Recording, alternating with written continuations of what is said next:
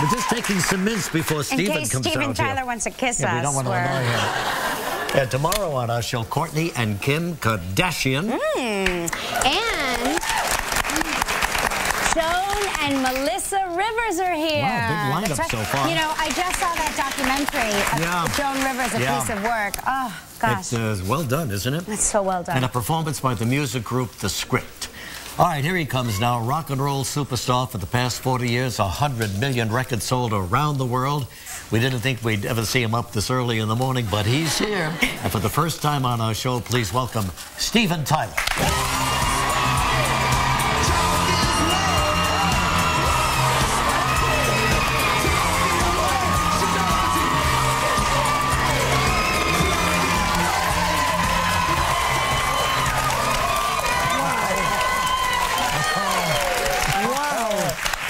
You've been looked over by guys before, but never like that. Steven, your lips are so soft. And I got dressed like this knowing that you'd be like that. Oh, really? Is that because I was rethinking my whole getup? I heard that. I suddenly thought that maybe I should just, you know, take it all off. On account of me? Yeah. Just for you. Steven, first time on our show, we're so happy you're here. Oh, thank you.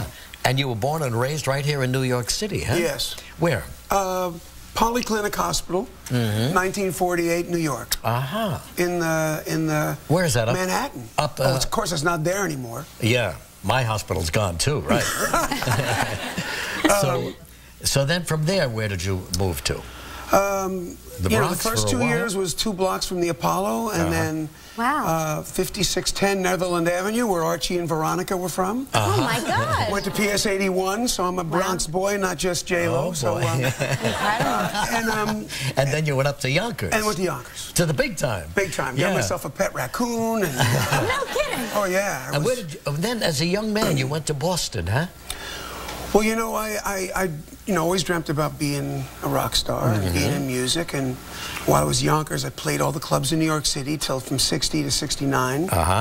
And then, you know, I always had a summer home in New Hampshire. And Joe Perry lived up there, and his band was up there. And I went and heard him, and we decided to all move down to Boston. That was the beginning of the end. And start Aerosmith. Yes. Wow. How many years together now? 40. Oh my 40 God. years. Yeah. Same four guys. Same 4 guys. Never broke up once. You know, fights. Yeah, sure. Well, that goes without saying. But it's like being married, I would think. To men. To men, yeah. You think to women it's difficult, to men it's worse. So. That's very interesting career, to like have such longevity in such a fickle industry, with it constantly evolving and surviving all of it. Oh, and it churned me up and spit me out and churned me up, and all of us. I mean, it's just what it did. But you know, we always looked at it as the old adage: what doesn't kill you just makes you stronger. And it did. You know, it's made us stronger. And when you play now, Steven, with the guys, you know, with the group, are you as good now as you were when you were 40 years younger?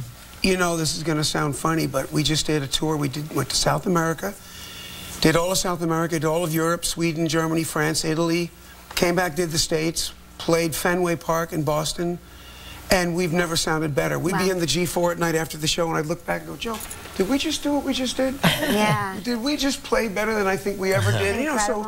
All over the world. And the crowds came out. What do you think that is? You think it's man strength? You know, like, there's a difference between boy strength and man strength, and now you're, like, in your prime now. Really? You know, in the beginning, it was conviction. It was wanting to blow the other band off. Right. But now it's, you know, it's not... You'd think that we have nothing to prove, but I do, you know.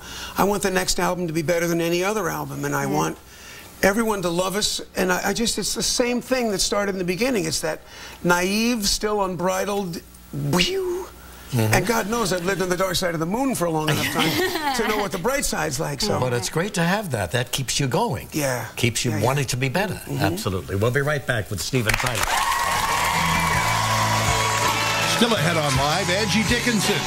And we'll see the latest tech gadgets from the Consumer Electronics Show.